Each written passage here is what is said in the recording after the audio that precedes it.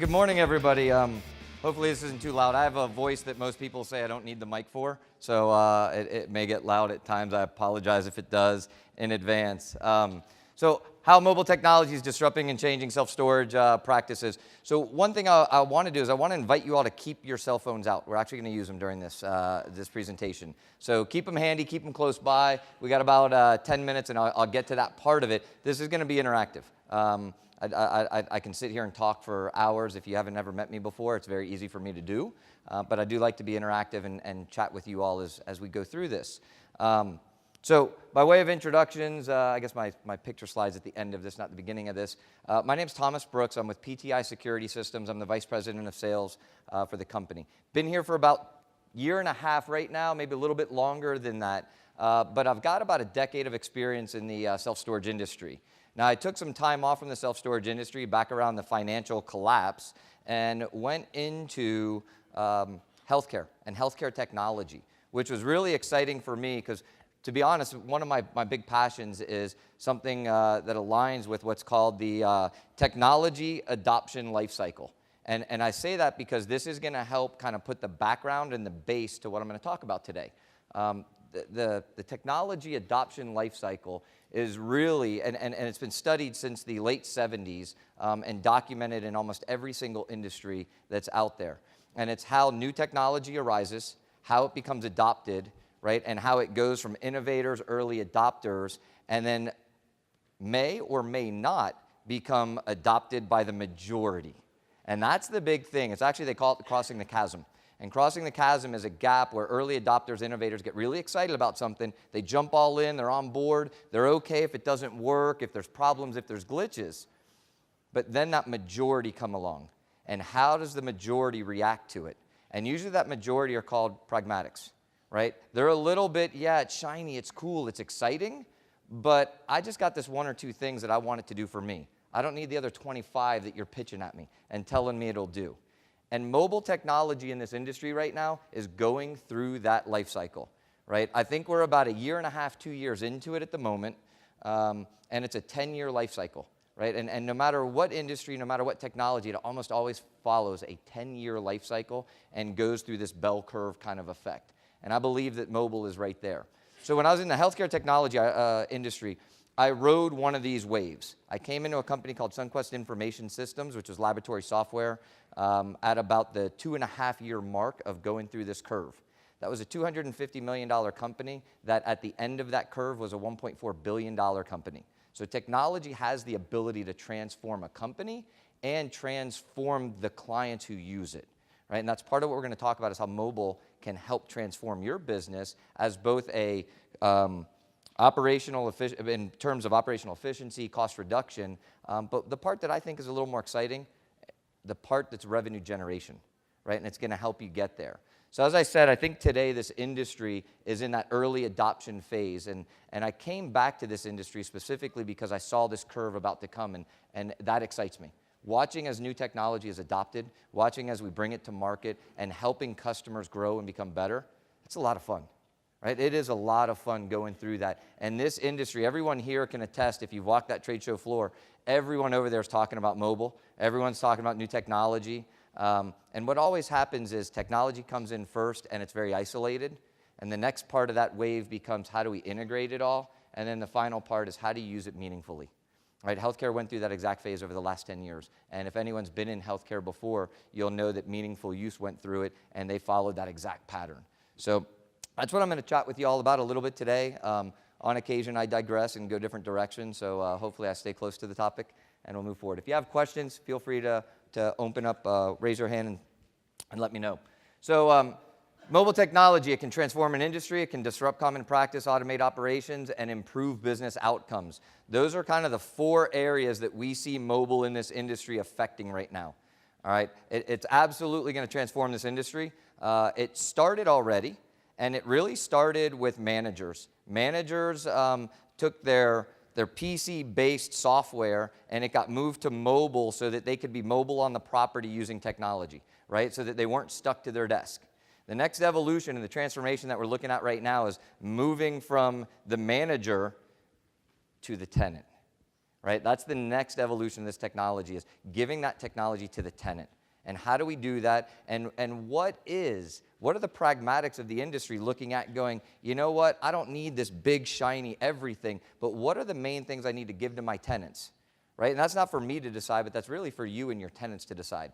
And then we as technology providers in this industry, it's our job to react and provide that to you, right? What you need to be a better business. So disrupting common practices. That's a really tough thing for a lot of folks to swallow, is the fact that you're going to give more control to the tenant, right? Questions come up quite a bit. Hey, do you want your mobile technology to tie into cameras? Do you want a tenant to be able to look at a camera and see their unit and see what's going on at that property? This is a question that I've been hearing for about a year and a half, right? So a lot of what you see in this industry is going to be disrupted by conversations. What's going to be interesting is what survives. Out of all the conversations in a year, 2 years, 3 years, what do we actually adopt and bring in? What do you adopt and bring into your facilities? That's the exciting part, right? Did we hit it? Did we not hit it? And I don't mean just PTI, I mean all the vendors in this industry. Are we providing the things, the tools that you need? Automating operations, absolutely can easily do that, and improving business outcomes. At the very end, we're going to talk about how you can increase revenue performance at your facility through mobile technology. All right, so I'm gonna do this more on a show of hands. How many of you use your phones or mobile technology for business today? Put your hands up. Is that 100% of the room? All right, put those down. How many don't? How many don't? Not a single hand in the room. Maybe one. One hand up in the room that does not use technology or mobile technology for business today. All right, so we'll go with 99% of you are using mobile technology today in everything we do. We use it for email, we use it for social media, and social media has become a big part of our business today, right? We have to go out there and get on blogs. We have to go out there and post things on Twitter, on Facebook, on all these other spaces. So, most commonly used apps for work today in the US, right? Those are going to be things like Apple email, your calendar on your phone. Now, what's really interesting is those business apps originally started off as part of your phone. So how many people remember the BlackBerry, right? The BlackBerry was a new technology that came out, and it basically took your computer and it put it in your hand, right? And it was great, and they were on the front edge of one of these technology waves and got tremendous adoption over the course of a 10-year period. But they never evolved. They never continued to push the envelope, and while it was neat to take a computer and put it in your hand, Apple came out next and came out with a phone that came with an open platform and said, we're not going to restrict you to what your phone offers. We're going to open this up to anybody and everybody. And you can all API in, you can create apps, and we're going to make this a much more flexible tool that plays nice with everyone and anyone. So you saw BlackBerry fell off, right? BlackBerry fell off and they lost. Palm Pilot, same thing. They fell off and went away. Now we're looking at smartphones that run off of apps. So originally you had native Outlook or native email applications that were provided on those phones, but today you've got multiple apps that you can go choose what's right for your business. So when we're talking about the self-storage or non-self-storage specific, you're looking at things like Evernote, Microsoft Word, Excel. All of these are available on your mobile phones today, right? The self-storage specific, this is where our industry is being disrupted right now. This is where there's a lot of conversation about what makes sense for your mobile devices, right? We're looking at, can you monitor cameras with your phone? Well, truthfully, yes, you can today. You can absolutely monitor cameras today, and it's not that difficult. If you put in any of the popular mainstream camera systems like Hikvision, like FLIR, Honeywell, they all have cloud-based services that you can just dial up on your phone, pull up your cameras, and you can look across your property and see what's going on at any time.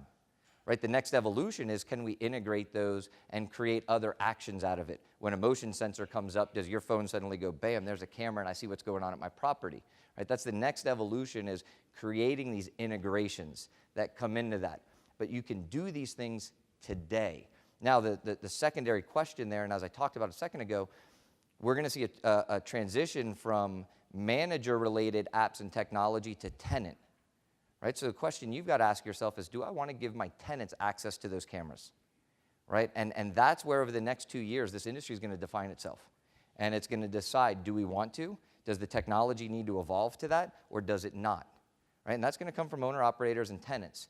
You've got to look at the liabilities associated with that. Do you want to shift liability to those tenants? One of the things that I've heard concern about is if I open up an app as a tenant and I can start looking at cameras on my facility, oh gosh, that looks suspicious. It's after hours. I better call 911.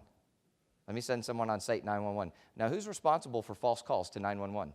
The tenant, the owner, right? You're opening yourself up to things that you haven't thought about yet creatively. So as I said, for the next couple of years, we're going to see this big conversation around what do we want to be storage specific, right? Today, everyone says, yeah, let's make the gate go up and down with the app. Absolutely, right? That's easy. You come on property, you don't have to roll your window down, you don't have to punch a keypad. You hit a button, your gate goes up, you come on property. Now you've got great analytics about who's on your property at any given time. Can I make a man door open up? Can I turn off a unit alarm? Those are all things that today are capable on apps, right? That's available today in this industry and specific to us. Management software has come out with apps so that you can manage your profile, you can manage your account, you can pay your bill. Really exciting things. In a lot of industries, that's just normal, right? But for this industry, this is getting exciting. These are new things that were coming out and that you're going to be able to use within this industry. All right, most commonly used applications that you can see in mobile devices in the workplace today, emails, email messaging. So right now, 91% of folks use email and messaging. Internet browsing on mobile devices, collaboration and conference tools. How many people use something like a GoToMeeting or a Join Me? Yep, so about 50% of the room are using that today. Up there, they say 71. I've always said, as much as this, I love this industry and all the great things, it has been for a very long time a meat and potatoes industry, right? And it's a little bit behind technology curve if you looked at that globally. So 50% of this room, 71 across the globe, though, are using it. And that's where I think this industry is about to ramp up. And we're about to see a huge emphasis on technology.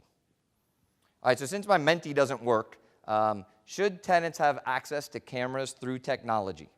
Right? Great question. Think about that for a second. How many believe your tenants should have access to cameras? 5% of the room, maybe?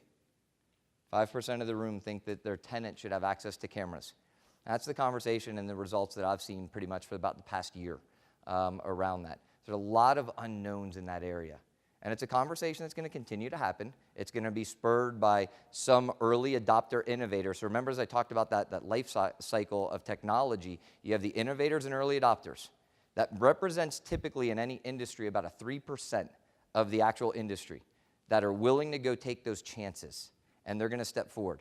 The question becomes is, after they've done that, the pragmatics, the early adopters, or the early majority, the late majority, and the laggards, will they see enough value or benefit in giving that to their tenants for them to jump on board with it, right? And I'm really curious to see if that happens. I have my opinions, and you can come to my booth and talk to me about those, but I'll save those for that part of the conversation. But it's going to be really interesting to see if you, the industry, drive us in that direction and demand it from us. We'll see how that one goes. Too bad this thing doesn't work. So, app statistics. Mobile orders and pay share at Starbucks transactions. How many people use the Starbucks app? I do it. How many pay and show up and your coffee's waiting for you? About 5% of the room, maybe 5% of the room. So if you look up there in Q4, Starbucks just hit 10% using the app to prepay, show up, and pick up, right? Just 10%. But what did they start off with? Right? They started off with, here's an app, you can build an account, you can wire money into it, you can come into the store, place your order, pay with it, and guess what? Every 12th coffee you buy, we're going to give you a free one.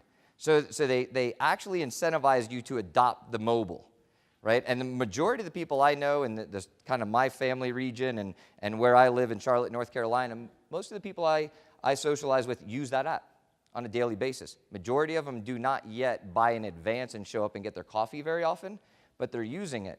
So to me, what that says is your mobile technology should be flexible.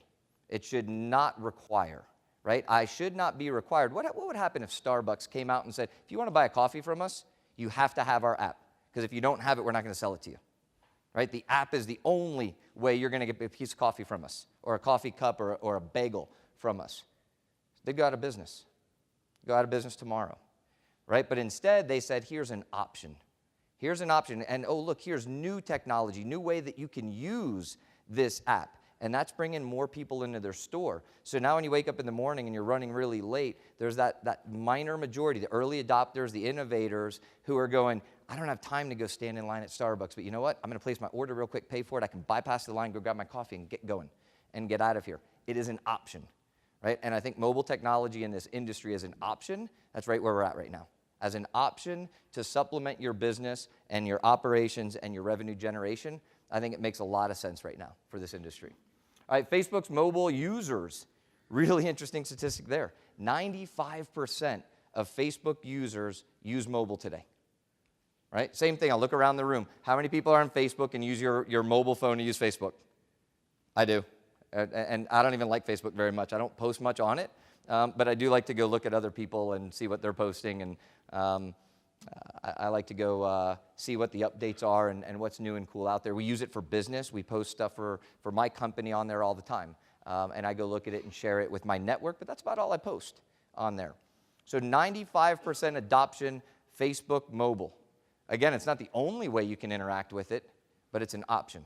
And it's a highly adopted option. And we're going to continue to see more adoption. I don't know if you saw on LinkedIn 2 days ago, Google posted that now as they're going out and doing their web scraping and they're looking at content out on the market, and they're looking to see when somebody Googles something, it'll come back with your mobile site before it'll come back with your non-mobile site.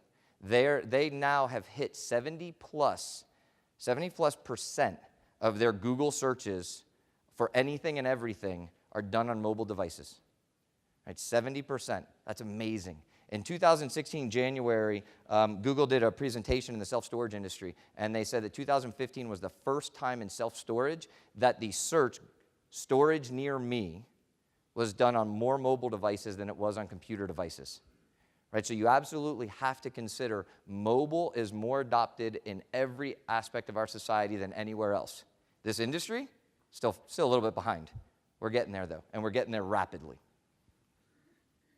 All right, so when's it okay to use cell phones? I don't know that I agree with all of these things on here, but it was an interesting survey that we found, and walking down the street, public transportation, personally, when I'm in public transportation, I can't stand it if someone's on the phone because I don't want to listen to their conversation, but a lot of people do it, and apparently 75% of the people that were polled thought it was okay to do that. I'm not really a big fan of that myself. Family dinner, 12% actually think it's okay to use their cell phone and mobile while they're there. That's interesting, and I don't know what 5% think it's okay to use it at a movie, but I do not want to go to that theater when they're in it. Likelihood of replacing desktop PCs, right? You see that the majority think mobile devices will replace desktop PCs, and all the statistics are saying it.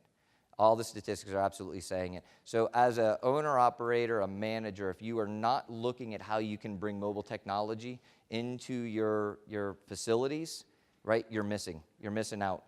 I had a conversation, so my company happens to be one of the most recognized brands in the self-storage industry, if not the. I'll let someone else debate that. But it also means that we get a lot of conversations with a lot of folks. So I've spent over the last year, I've met with probably 20 of the top 25 operators in the industry and spent time in their offices talking about a lot of things going on. One of the top 10 said to me recently when we were down meeting with them that if you don't bring technology in now, in 2 years, and take the opportunity to improve efficiencies and potentially generate revenue, a new revenue stream for your facility. If you don't bring it in now, in 2 years, you won't be able to capitalize on it because it'll just be table stakes. In 2 years, everyone's going to have it. And I mean mobile technology for tenants, right? That's specifically what we're talking about. Mobile technology for tenants that in 2 years, if you're not using it to generate revenue, you're absolutely going to be in a position where it's just table stakes. In order to convert a new prospect, you're going to need mobile because a guy across the street will have mobile, and they're going to want to interact. If the majority of searches for your facility are done on a mobile device, if they can interact with your facility on a mobile device, they're more likely to rent from you, right? Because you're giving them a way to interact with you that's native to them, that they want to be interacted with. And if the guy across the street offers it but you don't, you're more than likely going to lose those prospects. They're going to go somewhere else. So down in Florida, the Florida Self-Storage Association was doing their annual conference about a month and a half ago, 2 months ago. The keynote speaker there was asked, what do you think is the most disruptive and exciting new technology or thing that we need to pay attention this year? And he said, absolutely mobile. Mobile is the number one thing that everyone should be paying attention to right now in this industry. All right, so operational automation. We already see it in IoT, right? Home monitoring. Does anyone have a Nest device? Yeah, about 5% of the group in here, right? Nest made its name by being able to interact with other devices and connect to other systems so that you can control your home remotely. Very exciting stuff. That is part of this. As you move into a mobile and technological world, you're going to have to look or start looking at how can I automate operations, right? How can I automate things into a central pane of glass and be able to control and monitor everything on my facility?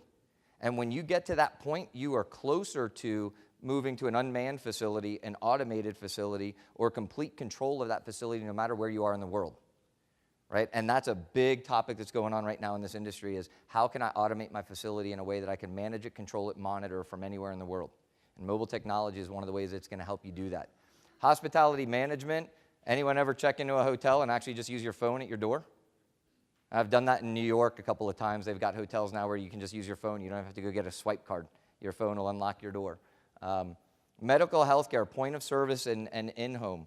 So real quick, I'll divert for a minute. When I was in the healthcare industry, one of the biggest things that we tried to solve for a decade ago in the healthcare industry was 1 out of every 1,000 samples that's collected in a hospital is collected in air. It's either mislabeled, right? Or else it was the wrong sample to collect, and it goes down to the lab, it gets resulted, comes back to the physician, and they make a decision about your care. 1 out of every 1,000 samples is wrong, which means 1 out of every 1,000 patients, right, potentially has a wrong diagnosis because the wrong blood was associated with you and the wrong result came back. A decade ago, we transformed that company because we launched mobile technology at the point of care that would scan a patient's risk code, come back with exactly what the draw orders were, the correct order of draw, and print the labels at the bedside.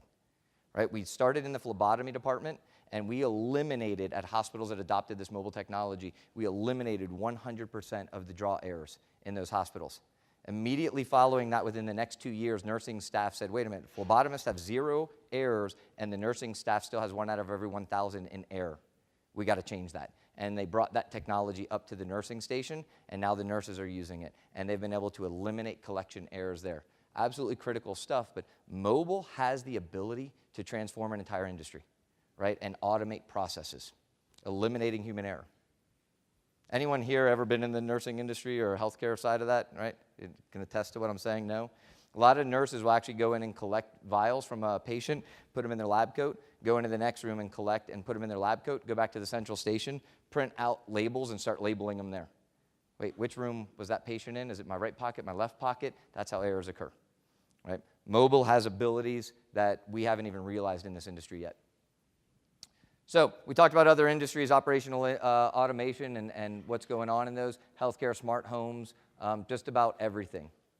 So my next question for you is, can mobile apps in this industry create a revenue line for you? Can they increase revenue for your business? Right? How many think yes? All right, that's close. How many think no? All right, I got no no's, but only about 60% of the audience raised their hand on a yes. So there's a lot of undecided out there, which isn't far off. A lot of the conversations for a year and a half now have been, how do we?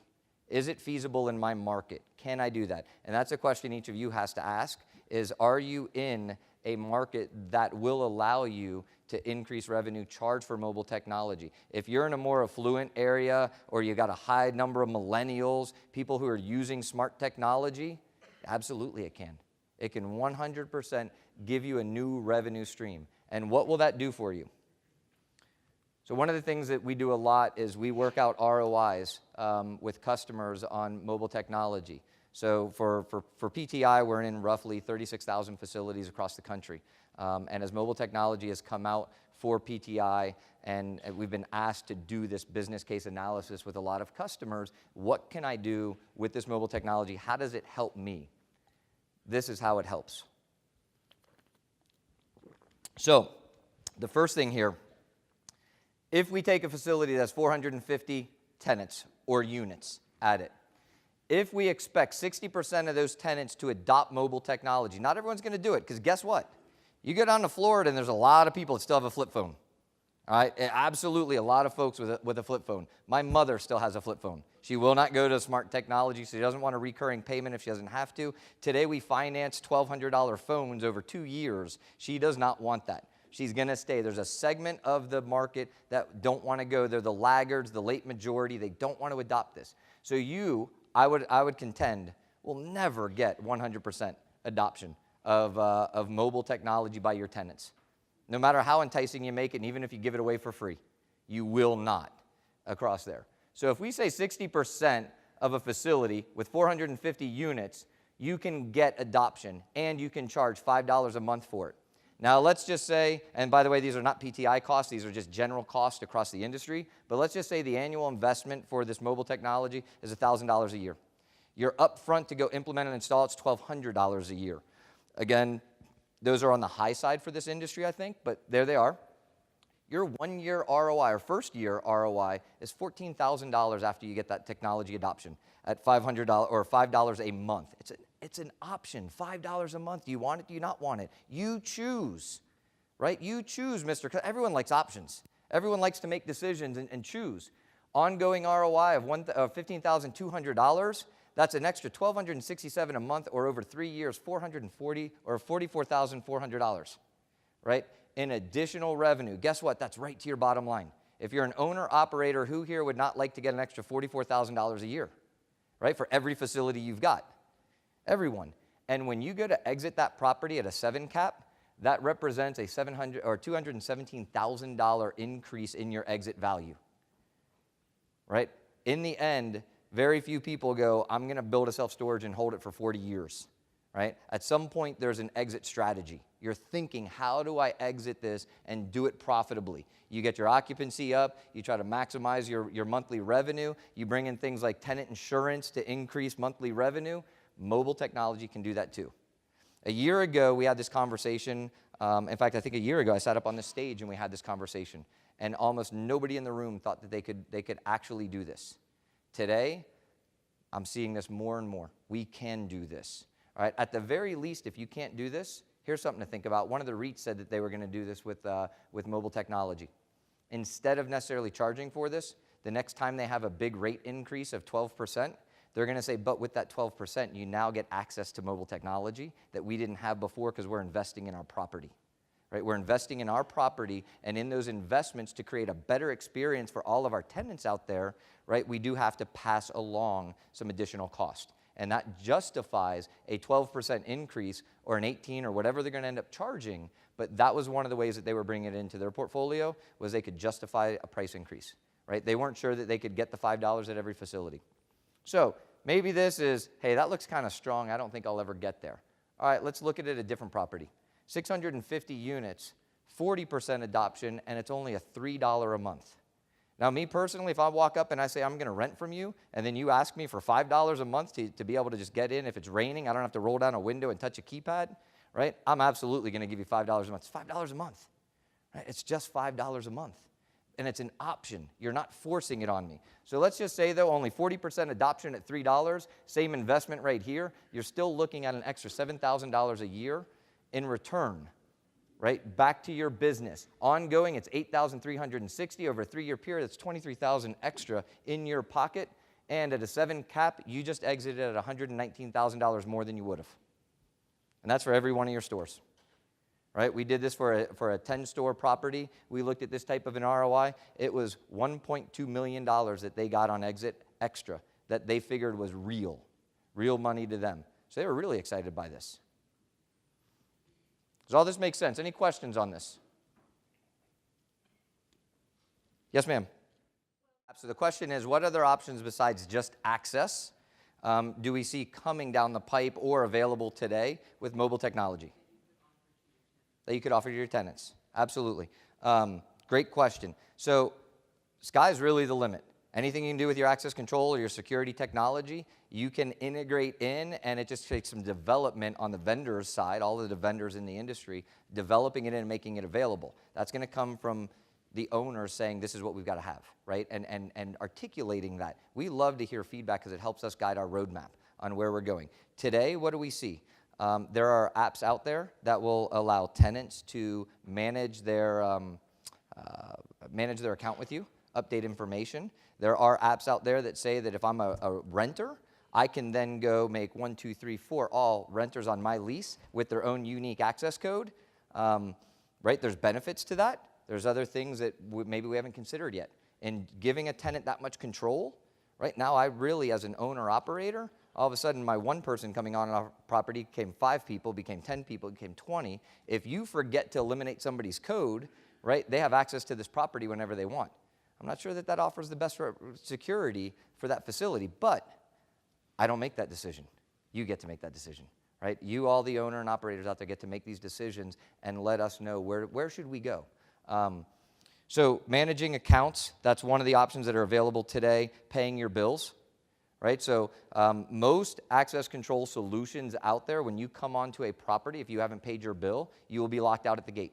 Your access code will not work. You can't get on the property, right? One of the limitations with that is it's not that hard to tailgate. You can tailgate right in. So then you start to look at door level security. Can we put alarms on it, overlocking, electric locks, all of those things start to become available. Managers can control those things from, thank you.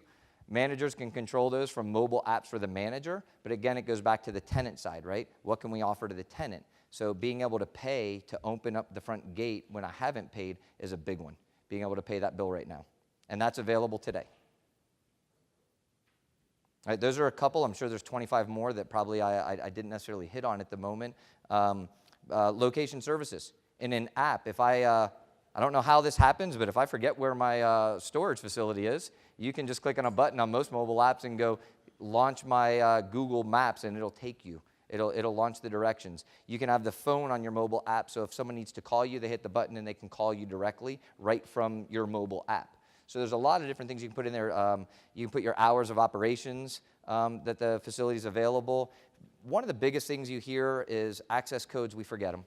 People forget their access codes regularly, and now they're burdening your manager to go inside and try to figure out what's my access code. So you can have the access code in the mobile app as well. So, oh, that's what it is. I just remembered it. Now my wife's going to get in. She forgot the thing. I can look it up on my app, call her and tell her what it is. She can gain access.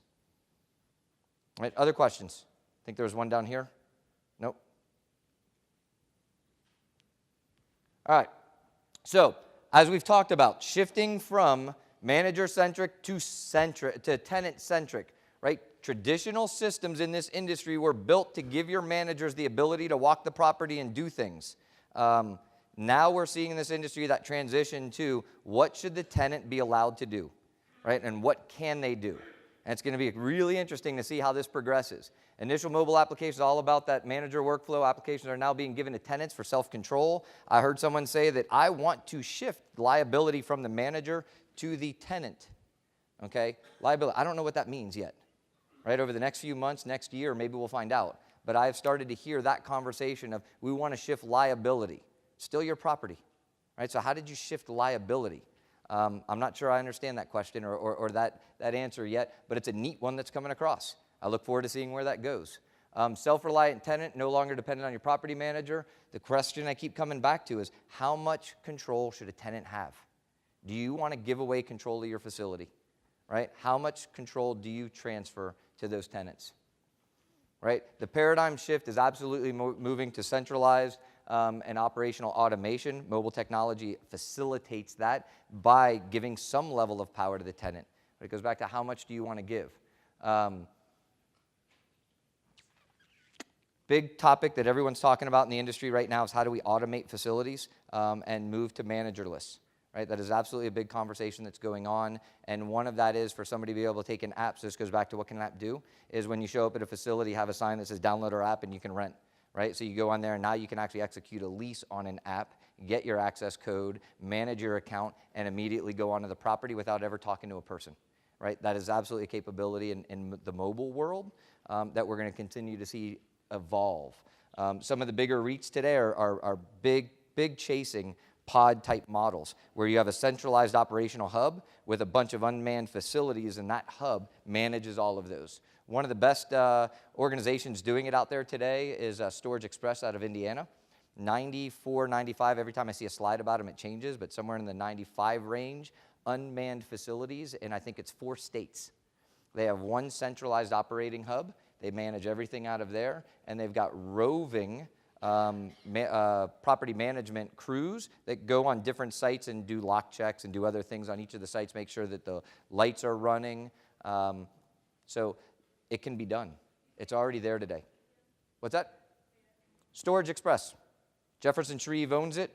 Pioneer in the automating the facility world and go into managerless. For him, tertiary markets that didn't have a demand any larger than 20, 30,000 square foot of rentable space, which when you add a property manager or 1.5 property managers to that on a full-time basis, that erodes your profitability, right? And it doesn't make sense in some of those smaller markets to do it.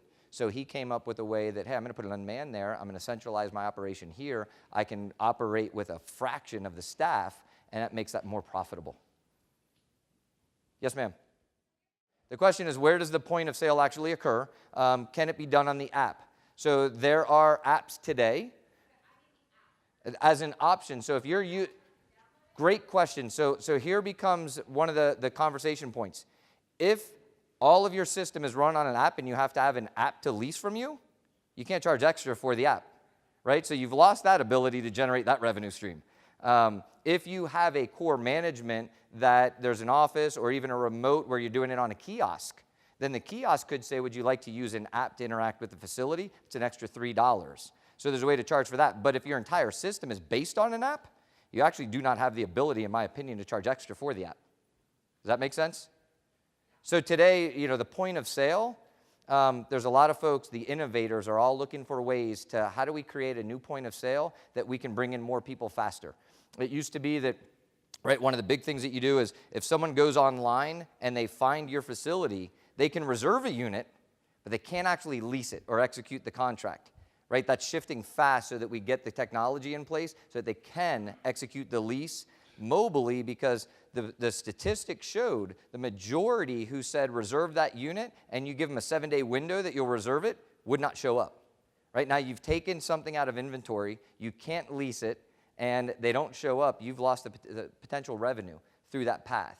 Now maybe in the real world scenario, you didn't actually lose it. You had 5 10x10s, they reserved 1, you leased 2 more, you still had 2 left.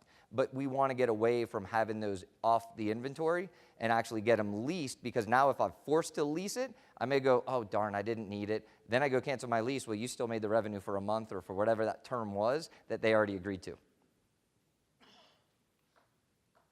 Yes, sir. Awesome question. Awesome. So did everyone hear the question? Anyone not hear it? It was last year, the gentleman came out to the conference here, talked to a lot of different vendors, folks in the industry. How do I get an all-encompassing one kind of technology, or at least the ability to integrate it all and make this vision I've kind of painted up here a reality today, right? And who can provide that today? Because most everyone's saying, we're working on it. We're getting there, right? That becomes back to that technology adoption lifecycle I talked about. Innovators, which a lot of times innovators are actually the owner-operators who are going, man, this would be so cool. You see a lot of the innovators come out of the Silicon Valley or California area, over in the Boston, New York area. You don't see a lot of that. I hope I don't offend anyone by saying this, but just my world of technology, you don't see a lot of it in the Midwest. Usually that's kind of, hey, meat and potatoes, we're good enough, we don't need to get there. Even in the Southeast, you see a good bit of that as well. So innovators a year and a half ago have all been talking about it. A lot of them were owners that were partnering up with vendors going, let's go make this happen. Then you've got these marketing teams coming out and going, hey, owner-operators, it's going to be huge. It's going to be cool. Guess what? Here it comes. You got to get on board. Now you're excited going, great, show it to me. Well, we're not there yet. Right? We're not there yet, but we're going to get there. And most every vendor in this industry has been going through that, right? We see the vision. We want to get to the vision. We're developing to the vision, but we're not totally there yet. Okay, and even a lot of the technology that's out and people are saying right now, yes, we're there. The only people that have adopted it right now are those early adopter and innovators who are willing to take a chance on something not working fully, right? They're willing to take the chance because the vision in their mind is valuable enough, right? That is the adoption life cycle. It's early adopters and innovators right now that you see doing a lot of these things. The next segment becomes, can they get to that early majority? Can the vendors bring something that you go, yep, that solves my problem, that does what I need, and it does it easily, effectively, it meets my needs. Take away the glamour, the glitz, the shine, the marketing that tries to make everyone believe this is the right thing, and get it back to, does it solve your core problem? Does it get you where you want to be? Right now, everyone's trying to go from that early innovating stage to the, we have something, right? And I think you're still going through a 12-month period on the horizon of making that transition. Okay, can we do it today? Yeah, there's mobile apps today. They're going to make the gate go up, go down. They'll disarm the unit when you get on property. Does it go as far as to, I can lease a unit off of it? You've got some that are going, yep, we're there. But start to ask those questions. How many sites are doing that today? Do you want to be an early adopter? Right? That's a question you got to ask yourself, because there's a couple out there saying, we can do it. To my knowledge, they have very limited deployments at the moment. So do you want to be an early adopter? And if you are, great, jump on, go get it. Right? But if you're not and you don't have the threshold, the risk threshold to go, I'm willing to work through the kinks and the problems, you may want to go, hold on a second. Let me check up for just a minute. Right? If you're looking for limited deployment, there's mobile apps that do certain things. Right? I think management apps, so apps for the managers have been around for years. Those are pretty tried and true. I'd absolutely jump all over them because they work. Right? They've been around for a while. They've worked out the kinks, they go. Access control, make my gate go up and down, alarm, stuff like that, those have been around. They work. Getting beyond that, we're still evolving. We're still evolving. By the way, I could even potentially talk some of you by some of what I'm saying into looking at an app that my company is offering and go, I don't know, where are they in that life cycle? My concern isn't my company while I'm standing on the stage. It's trying to make sure I give you the best advice possible so that you can effectively go do better business. So please keep that in mind. One here, then there. So, all right, so the question is, earlier I said, that I don't believe, and I think most people agree with me, you will not get 100% adoption on mobile technology by your tenants, right? So your tenants, you're never going to have a facility where if you were all of my tenants in here and I said, okay, you can only interact with me with a mobile app, 100% of you will not say yes to that. That's my assertion, is I don't think you're going to get 100% adoption anywhere. My mother uses a flip phone, a lot of people do, so you need to have an option. You need to have another way to interact with those tenants. And that's where I think by having that division, you've got a revenue creation source, because you can now go, hey, you can use this, or you can use the mobile technology. And that gives you the ability to give them a choice, and with a choice becomes a cost for that, right? And that gives you the ability to increase your revenue stream, which is where I had the revenue model up here earlier. But I don't think you're going to get 100% adoption at any facility ever. Where you are most likely to get 100% adoption, at least I've seen it with my company on the access control side, boat and RV.